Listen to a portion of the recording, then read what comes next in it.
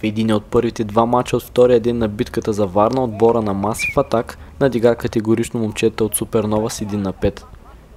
Точни за момчета в синьо бяха капитана Стефан, Ангел Стоянов и Свилен Караджов, а почетното попадение за Супернова вкара Павел Павлов.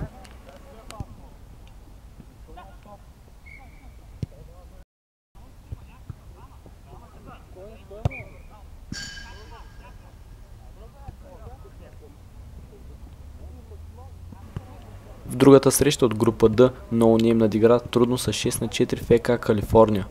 Резултата откри Иван Иванов още в първата минута с красив прехвърлящ удар.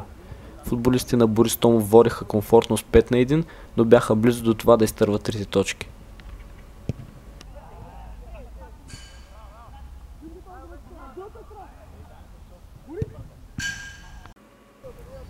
ФК Галатия надигра минимално с 5-4 отбора на Канала. Впечатление направи Илиев от загубилия тим с два красиви гола, но Стилян Георгиев обра овациите с атрактивната си задна ножица, която донесе победата на неговия отбор. Капитанът на момчета от Галата Станимир Хараламбиев показа прецизност при ударите си с глава, като регистрира две попадения от центрирания.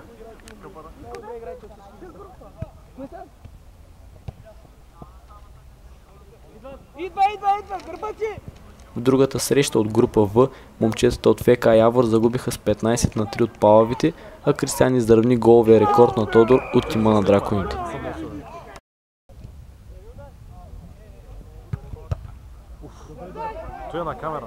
В мачовете от група Г с 3 точки се наградиха отборите на Рефан 192 и отбора на Народа, които победиха съответно АФК Градивните и НКДС.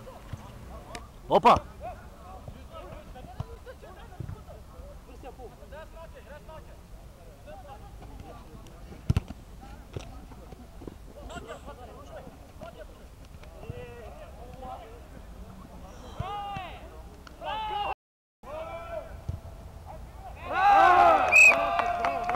В най-очаквания матч за вечерта Респект надигра с 2-9 The Great Ones.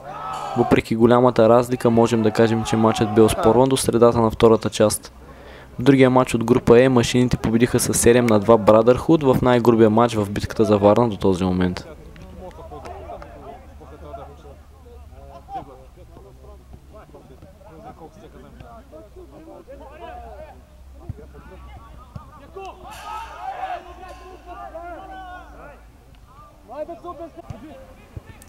Утре започва вторият кръг от битката за Варна.